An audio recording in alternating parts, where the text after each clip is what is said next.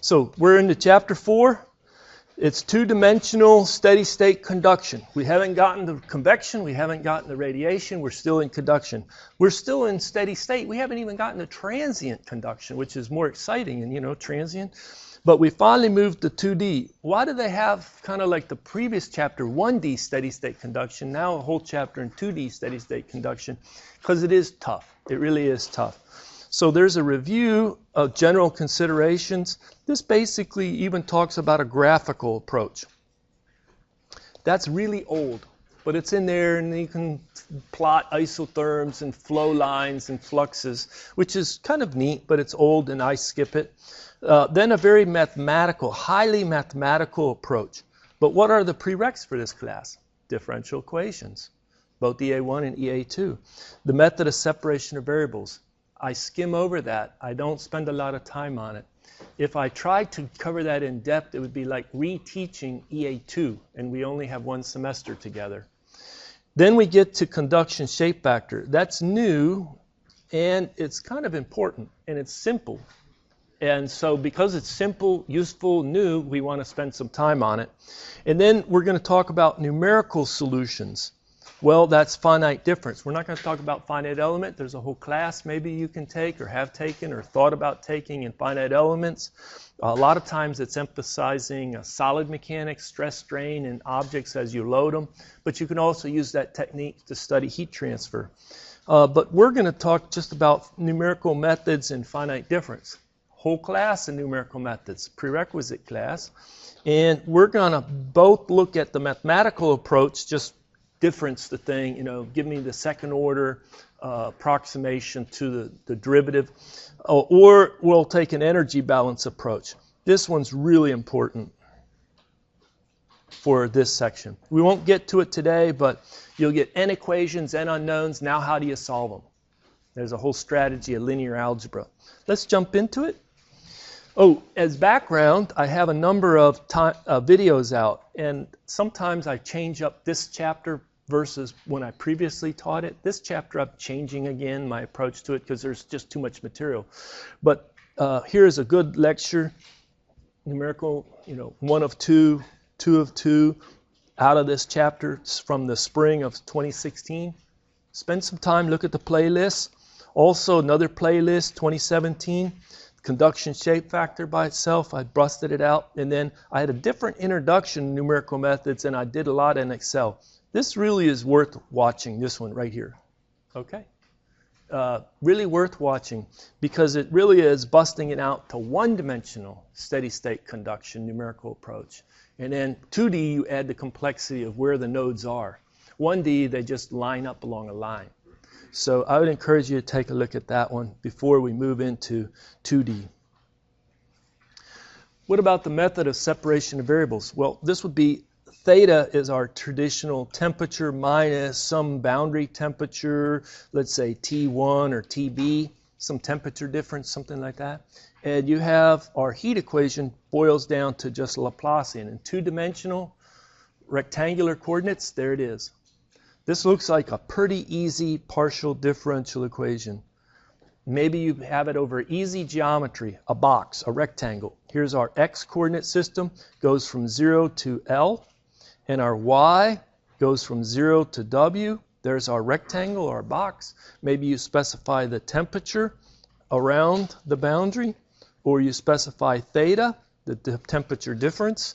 So here is, it's 1 along the top edge, it's 0, 0, and 0 along the other 3 edges. Some smart student that's observant says, what about that corner? What about that corner? It's called a singularity, and we do have them in mathematics and blah, blah, blah. So this is a well-posed mathematical problem. In your partial differential equations class, EA2, I'm sure you solved it. What was the strategy for solving it? Well, the method of separation of variables. What are you going to separate? We're going to say that theta, a function of x and y, can be separated to a function only of x and multiplied by a function that's only of y. Do you recall something like this? Okay. So then you assume that form, stick it in, start playing with it. You bust the PDE into two ODEs, then you solve the ordinary differential equations in the x and in the y. And after about 3 pages of work, you can come up with a solution that looks like this for this problem. And here's a plot of the solution. So remember, theta is 1 along the top. And then here's a line of 0.75, a line of 0.5, a line of 0.25, a line of 0.1. Remember, there's a singularity in this corner. Basically, it goes anywhere from 0 to 1. So all those isotherms go up to that corner. And then this are 0, 0, 0 there. Okay, so let's take a look. One of the first things you observe about the analytic solution is summation. It's a series. So you sum over these terms. If you've solved a couple of these before, often it's just a few terms get you there. But if you really wanted to know accurately the solution right up in near the singularity, you'd have to have more terms for accuracy. All right, so a bunch of them. Often just a few terms get you in the ballpark. You get this -1 to the n plus 1. What's that doing? Flipping signs. When n is 1, then 2, then 3, then 4, it's flipping signs, plus and minuses. We have the sign of a function of, hey, that's where x is, isn't it? And then we have our old friend, sinh. And there's the function of y. So you have sinh, you have sines. Oh man, these things can get pretty complicated, right? And it doesn't take much. You change coordinate systems, you have Bessel functions and a lot of that. Well, as a practicing engineer, you just know about these and maybe benchmark computer simulations to the analytic solutions, but you don't use these in practice. But we do use this conduction shape factor. So let's say that I had a sphere and it was metal and it was isothermal because it's good conductivity throughout the metal, and it was generating some heat, giving off some heat, and it was buried in the soil. And so the soil is semi-infinite because that's where the soil is, and then up here it's atmospheric conditions, and maybe the temperature of the soil is constant along the top of the ground. And I have a hot package buried, isothermal sphere buried. Well, the heat is going to flow from the package up to the surface of the sphere. Now this is kind of a two-dimensional, even though three-dimensional, because it is a sphere. But it's flowing from this isotherm T1 to the isotherm T2. Here I'm assuming that temperature 1 is greater. I think it's easier to, but it could be the opposite. It could be a cold sphere, and then it would just be the different direction of the flow. So the model is you'd say, well, the rate of heat transfer depends on the thermal conductivity.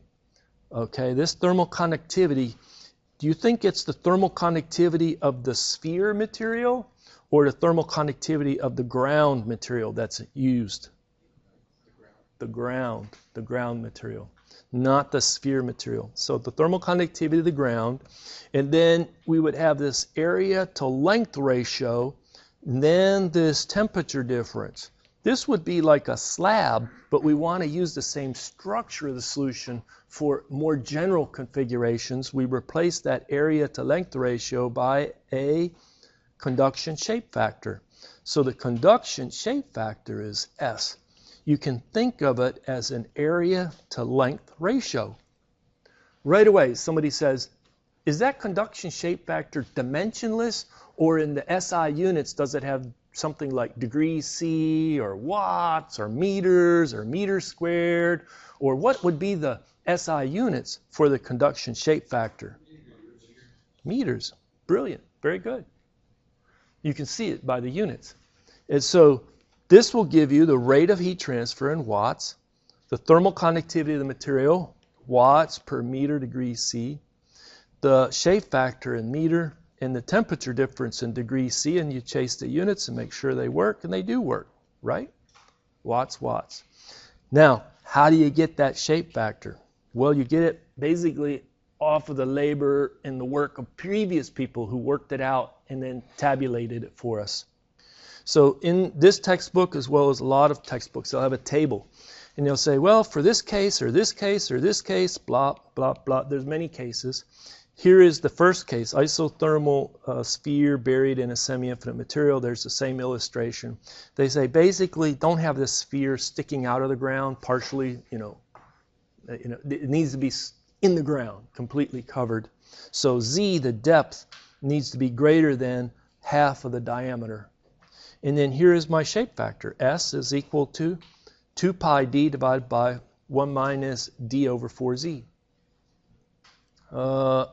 How did that come about? Well, I'm glad other people worked in this field and published these results so that we can benefit from them, because I think it would take me a long time to derive that result. Likewise, if you have a horizontal blah, blah, blah, cylinder, length L, buried, if L is much, much greater than D, then here's your formula. If L is much, much greater than D and Z is greater than this, here's another formula.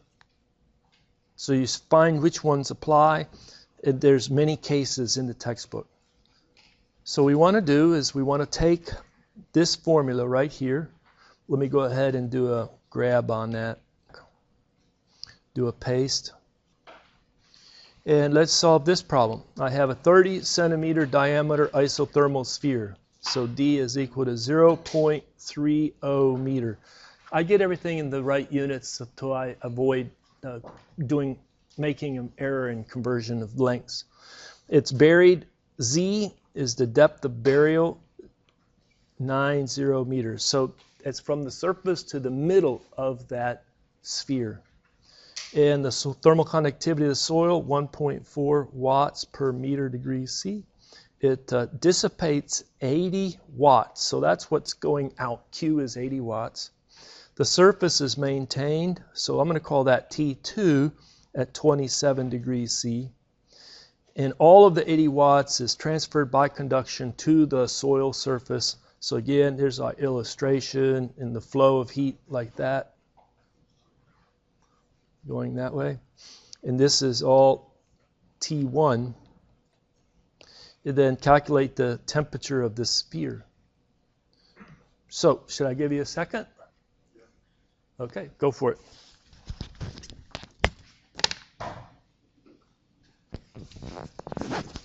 So what we want to do is rewrite our equation. The rate of heat transfer is Ks, T1 minus T2. So the T1 is T2 plus Q divided by Ks. And then you evaluate the shape factor, plug it in, thermal conductivity. What did we get for the shape factor? Somebody want to tell me what they got? What'd you get? 2.05. You could probably get a few more digits in there and keep them. Okay? 5, 6, 3. Thank you very much. Okay, so we'll leave this problem. This looks correct. Now let's talk about thermal resistance using the conduction shape factor. Remember the thermal resistance, we had that the flow of heat was equal to the thermal conductivity for a slab, area to thickness times some delta T. And we looked at that and we said, well, this is what drives the flow. This is our flow. This is some resistance, thermal resistance for a slab. What was it? L divided by Ka. Well, you look at the conduction shape factor, you have the Ks delta T, and you do the same thing. Q is equal to delta T divided by some thermal resistance, and the thermal resistance is 1 over Ks. So you can use conduction shape factors as part of a thermal network. Part of a thermal network and build it out. This is a problem of a disk dissipating so much heat and it's mounted on a large aluminum block. Well, you go in and you find that they do have a conduction shape factor for the disk at a temperature right here, T1. This is all temperature T1. And where's T2? T2 is the block far away from T1. All right. It's this right here, CT. This is isothermal disk of diameter D. Isothermal is T1. And it sits on a large block that's far away, has a temperature T2. So, hey, we have a conduction shape factor for that. Easy one. S is equal to 2D. But you come back and look at this problem, and they throw you a little challenge. They say that there's contact resistance between the device and the block. So that contact resistance is right there. So what we would do is we'd have multiple temperatures. You would have a temperature of the block, then I'd have the temperature of the surface right underneath the block. Let's call that T2, and then change this one to T3. And so for our network, we'd have flow of heat Q, which is 100 watts for this problem. We have to get it through the thermal contact resistance. That would be here. It's our R, let me do this one. R double prime TC is 0.00005 meters squared Kelvin per watt. I'm just rewriting this information, right? And putting it in a symbol. So we have this resistance is R double prime TC divided by area. That's our resistance. The units are going to be in something like Kelvin per watt. Those are good units of thermal resistance. That's for our contact thermal resistance. Then we come out and we have from T1 to T2, then from T2 to T3, we have a thermal resistance, which is the 1 over Ks, the conduction shape factor for that disk sitting in a semi-infinite block, which was 2D, 2 times diameter. So here I'm just going to say you can flush these two out. I think I have the solution on the next slide. So I come here, I'm going to need that 2D for the conduction shape factor. And I have that resistance for the thermal contact, the resistance using the shape factor. Plug in my values to get the equivalent. I'm just sum two resistors in series to get equivalent resistance. Notice that both the resistors have about the same magnitude. Looks like it's 50-50 split nearly. And plug into the equation and calculate that the temperature of the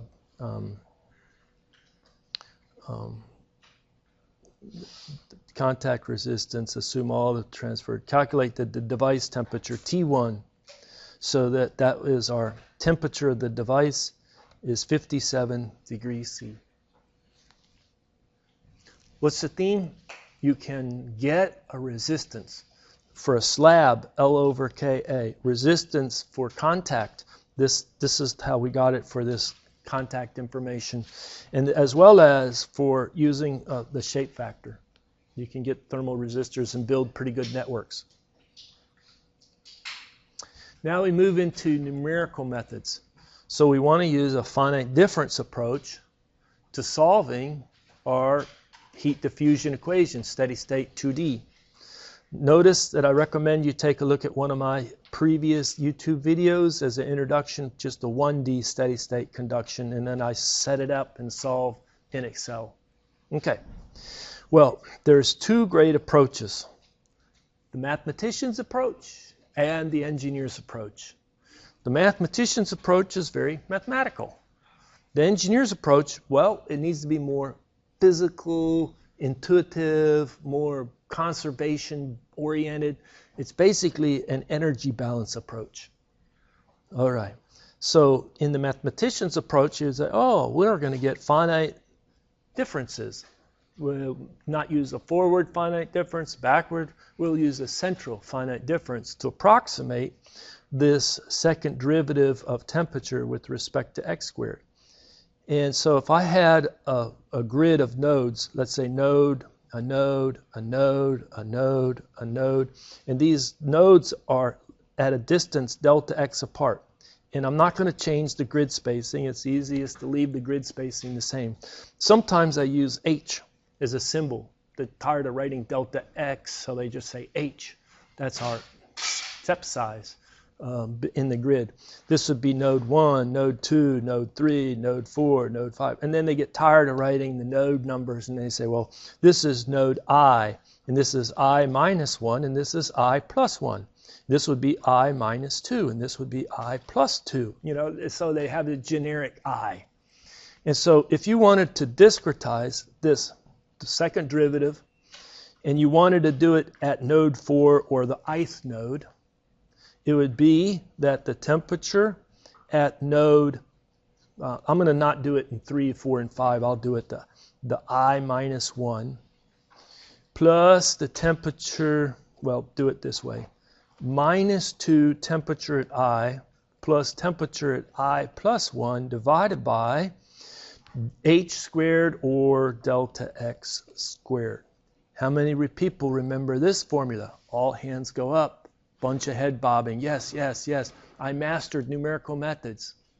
This is all very familiar territory. Good. Excellent. That's where you need to be. This is the second derivative.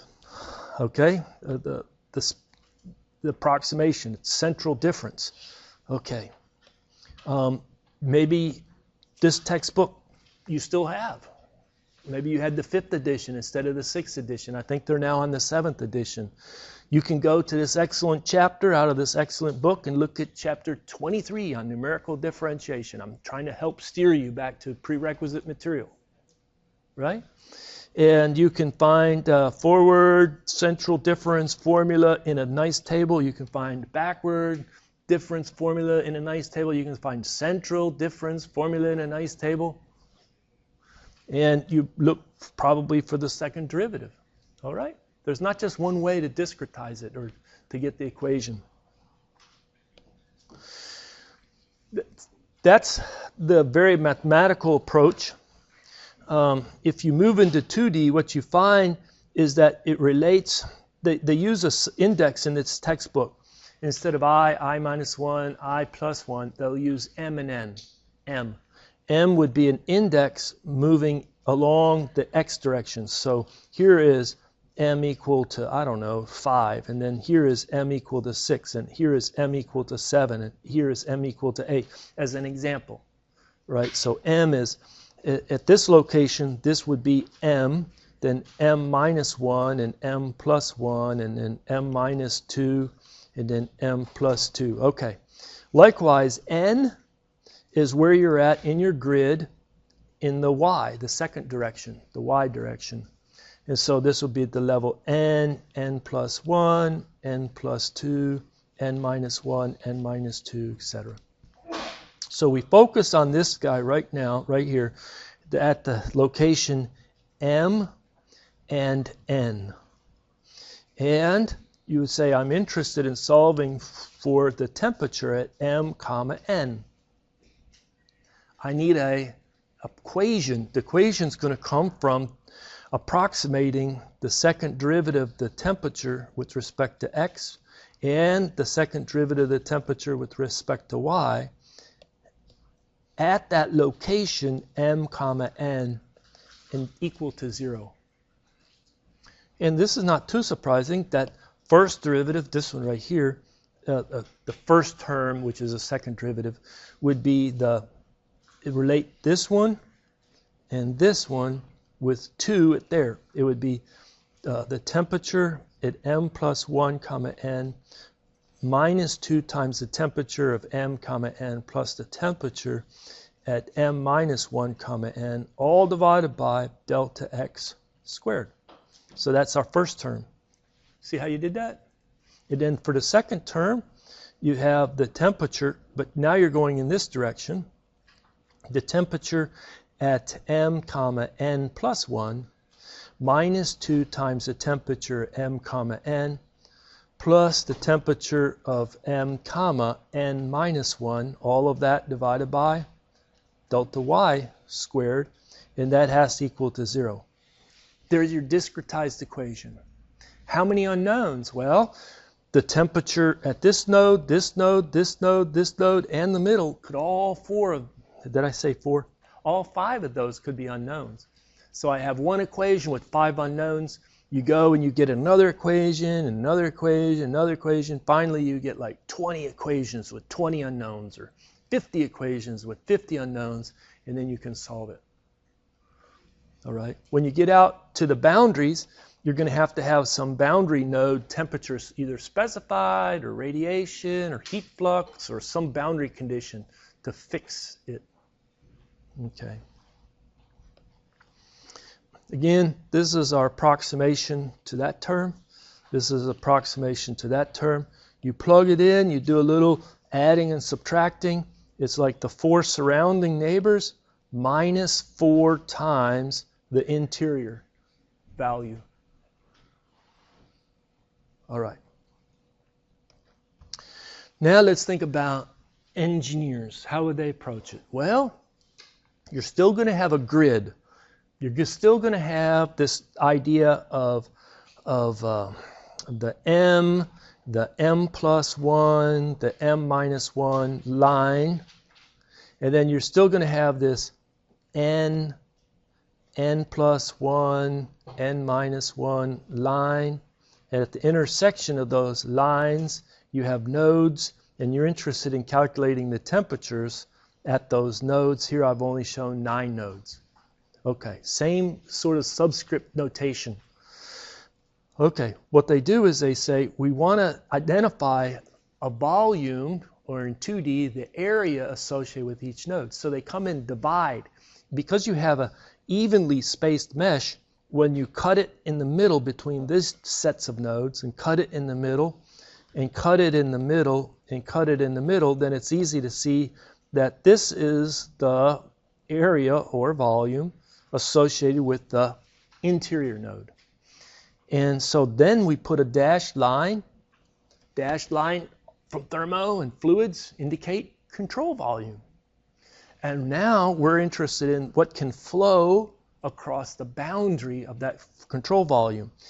And what we're going to do is an energy balance, and we're going to say the flow of heat coming in from the neighbor to the west, the flow of heat coming in from the neighbor to the east, the flow of heat from the neighbor to the north, and the flow of heat from the neighbor to the south. You're saying, come on, they all 4 can't come in at steady state. That wouldn't be steady state, it would be heating it up. Well, some will be positive, some will be negative, but if we write it all down correctly, the signs will work themselves out. So, but I encourage you to follow the lead of the textbook as well as myself, and you would just write them all down in your energy balance equation as if everything's flowing in, and the signs will work itself out. So you would say, what flows in from the west? What flows in from the east? What flows in from the north? What flows in from the south? And then if I had any heat generation, I would multiply it by the volume of that node, that control volume, and then the sum of those have to equal to 0. You do a little algebra and you get an equation like this. I'm going to do the algebra, but let's see the forest before we get bumped into some of these trees and get lost in the woods. So can you see how this equation, energy balance equation, turns into something like this? Do you see how this is, oh, that's my volumetric heat source term. It looks like I have a delta X squared. Looks like this is delta X, the distance between either node to node or center between node to center between node. Both of these are the same delta X. And delta Y, same thing. Between node to node or the center to the center is delta Y. Anyway, it looks like they've assumed that delta X is equal to delta Y as they've written this equation right here. That's true. That's often done. Usually you come in, you don't want too fancy of a mesh, just make delta X equal to delta Y. We'll solve a problem in a few minutes where that is clearly stated. But I can see that in this formula. Well, so now how do we go from top to bottom? Go slowly. Can you give me a discretized form for what comes in from the west? It would be K, some area divided by distance times some temperature difference. Here it'd be temperature at m minus 1 comma n minus temperature at m comma n. I just have to work on what is this area and length. This was my area, and that's my length, right? The area is this height, which is delta y. Get rid of this to see it better. Delta y times delta z for the area, right? Delta y times delta z. And the length is from like this point to that point, which is delta x. This looks like a delta y, but that's a delta x. So when we move over here for the east, I always do the thermal conductivity is there. That's the easy part. And your temperature difference is easy. Temperature at m plus 1 comma n minus the temperature at m comma n. The hard part is my area. Coming from the east, I look at it. Isn't that delta y, delta z? And then what is the distance between the two? In the x, it's delta x. Now let's just do the west, no, the north. This is the north, okay? So from the north, I have, I'm going to put it over here, K, and then we'll put in the area. The area from the north, it's the delta x times delta z over the distance traveled, delta y, times the temperature at m, n plus 1 minus, well, m plus 1 minus temperature at m comma n. Does that make sense? Coming from the north, and then from the south you have K, area is the delta x times delta z divided by the distance, delta y, then the temperature at m comma n minus 1 minus temperature at m comma n. And then, I didn't leave enough room, but I need to put in my volumetric source term. Let me scoot down, sorry about that. But I need to put that volumetric source term, which is q dot. Then the volume is delta x, delta y, delta z. Then that's summed equal to 0. Well, the common assumption, well, first of all, the delta z's cancel. They're in every term. Delta z, delta z, delta z. And as I walked around the room, I noticed some people, delta z is 1 meter depth and just boom, you're done with it. Or 1 centimeter, whatever length scale you want. And then the other is we're going to let delta x, there I've already written it, equal delta y. If that's true, this ratio is unity, this ratio is unity, this is unity, this is unity, and then delta x times delta y we can express as delta x squared. All right. And then they took the thermal conductivity out of the 4 conduction terms and put it underneath of the q dot term. And so there.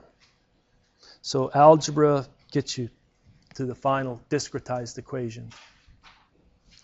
All right.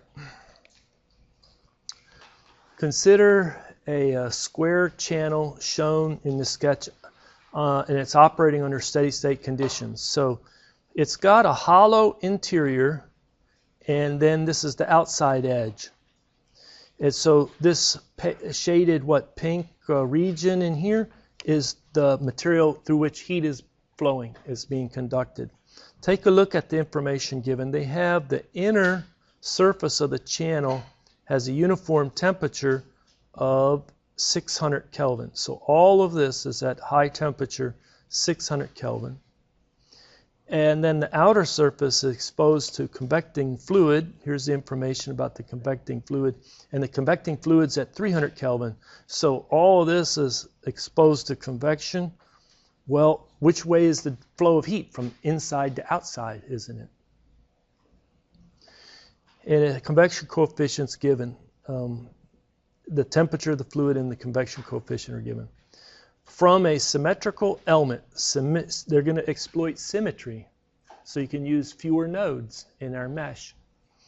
So they grab out this element right there, and they push it right there.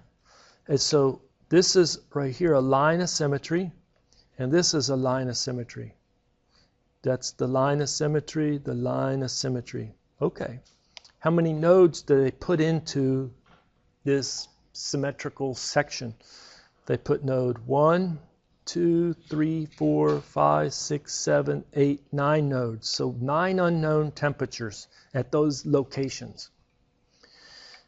The temperatures at node 1, 3, 6, 8, and 9 are identified. Well, down here they're given, as well as by the boundary conditions. So 8 and 9, aren't they right here and right here? They'll kind of blow that up a little bit. Isn't node 8 right there and node 9 right there? So those have a value of 600 Kelvin, don't they? The interior temperature. And then for some odd reason, they give us the temperature at node 1. What is that? 430 Kelvin. They give us a temperature at node 3. That's 394 Kelvin. And they give us a temperature at node 6, which is 492 Kelvin. Okay.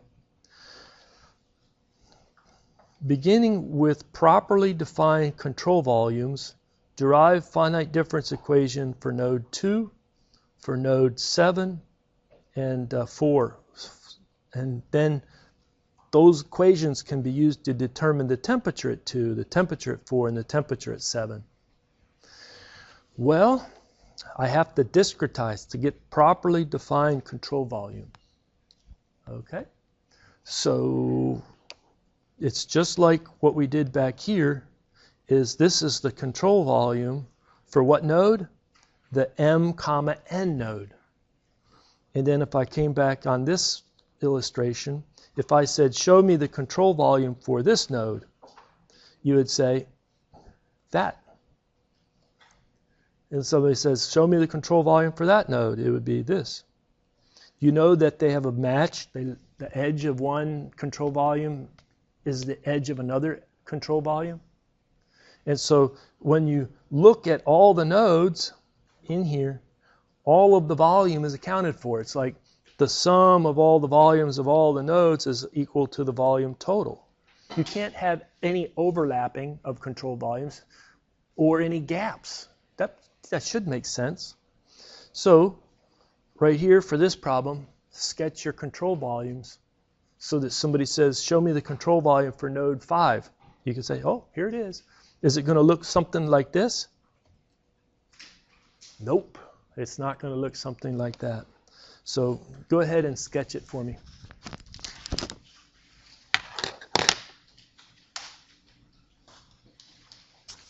These systems like this are introductory. They're not too complicated. The delta x spacing is equal to the delta y spacing, and so it's constant. It's given. So what I would do is I would go halfway between, in the x-axis, halfway between, and then in the y, draw horizontal lines, halfway between and halfway between. That's it. So if somebody said, what's the volume for node 1? It's like this is the volume for node 1. Somebody says, what's the volume for node 6? There it is. Does node 6 have the largest volume of any node in the whole mesh? Yeah, it does. Which node has the smallest of the small volumes? 4. And notice that this horizontal and vertical hit at the midpoint between node 7 and node 4. If we did the energy balance for node 6, we would have the flow of heat from 5 to 6, from 2 to 6, from 7 to 6, and from 9 into 6. But let's not do 6 first. Let's do the energy balance for either node 2, 7, or 4 or 7. Which do you want to do? For node 2 or node 4 or node 7? Which one do you want to do first? We're going to do all 3. Do 2. All right. So if you do 2, You think about how can the heat flow? It has to have an area shared with the neighbor. From 1 into 2, it can flow by conduction. From 6 into 2, it can flow by conduction. And from 3 into 2 by conduction. And because 2 was at the surface where the fluid is, it can also be by convection into 2 from T infinity. So you just say, well, what's my model to go from 1 into 2? Plus the model to go from 6 into 2, and the model to go from 3 into 2, and the model to go from the fluid into 2. Sum it up, that's my energy balance for node 2. So these 3 are going to be all conduction, and this last one will be a convection. Well, what's our model for conduction? K, area to length. And I look at that 1 to 2. What is the size of my area? Isn't it going to be delta y over 2? And then my length between node 1 and 2 is delta x. I'm going to leave off the delta z. And then we go T1 minus T2. All right. How about the second term? We're going to have K, the appropriate area to length, and then we're going to have T6 minus T2. All right, I have to worry about that area. What is the area? Delta x. The distance? Delta y. Then I'm not going to have room, so I'm going to write it down here. K, area to length for the temperature from 3 to 2. And then it's going to have delta y over 2 divided by delta x. The convection, I'll have a convection coefficient, the appropriate area, temperature of the fluid minus the temperature at node 2. What is that appropriate area? Delta. All right, for this area right here, should I put answer A, delta x, answer B, delta x divided by 2, answer C, delta y, answer D, delta y over 2, answer E, I don't. All right, let me ask this question. Does the convection go all along this length right in here? So what is that length right there? Delta x, isn't it? So the best answer is, isn't it A, just delta x? Right? So this is delta x times a depth, which we leave off. That's one equation. This is equal to 0. If you take this equation, you notice that temperature at 1 is known. That's given down here to be 430. Your x's and y's are equal to each other. So they cancel, cancel, cancel. You need the x there. Let me get rid of this. You can put in your T infinity, your T6, your T3. One equation, one unknown. That's why they set it up this way. And now you can solve for T2. Right? One equation, one unknown. Okay, let's do it either for 4 or 7. Let's vote 4. You want to do it for node 4 now? Do the energy balance for node 4. How many terms will I have? Let me ask this. Can I get conduction from node 6 into node 4 directly? No, it's only going to be its shared boundaries between its nearest neighbors. So how about from 7 into 4? Well, it's just a dot. It's a point. That's really not an area. So the only way to get conduction in the 4 is from 3. That's only it. That's it. It's symmetrical. It's well insulated. That's the effect of this symmetry line. Okay, but then I also have convection off of here. So for node 4, our energy balance will be the K, the area delta y over 2 divided by the distance delta x. That's my area to length ratio for going from node 3 to node 4. That's conduction in. And then I have convection. I'll have H, I'm going to leave that area unknown for a second. T infinity minus T4 equal to 0. All right, so what do I put right there? Do I put answer A, B, C, or D? Do I put delta X or delta Y or delta X over 2 or delta Y over 2? Another clicker question.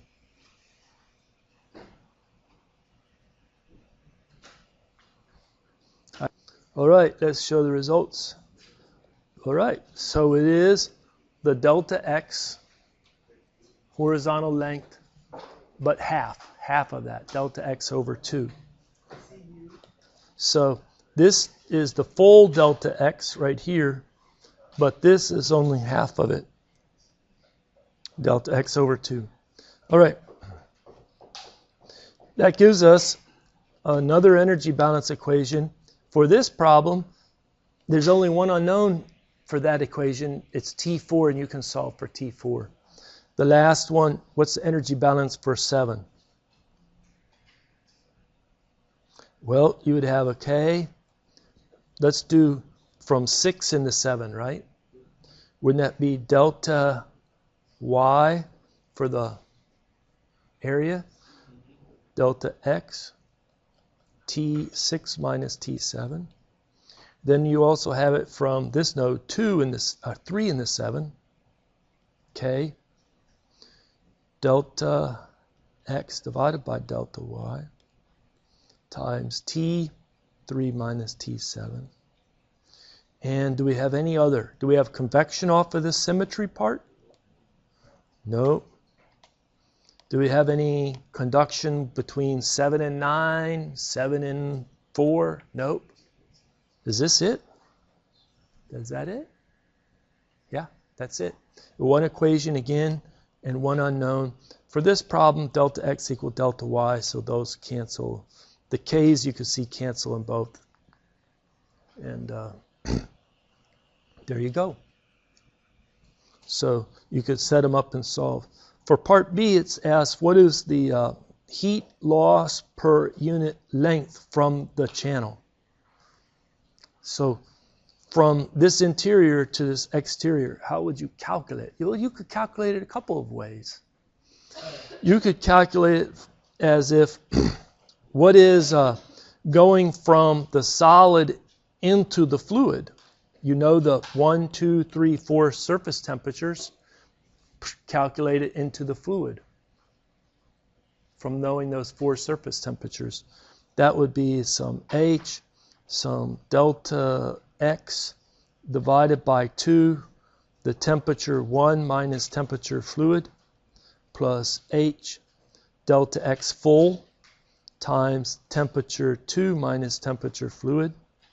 Let me scoot down, or H delta X temperature 3 minus temperature fluid plus H delta X divided by 2 temperature 4 minus temperature fluid. Wouldn't that be what gets into the fluid? Well, yeah, that's what went through the solid too. It's conserved. Makes sense? So that would be the heat transfer per unit length. Here,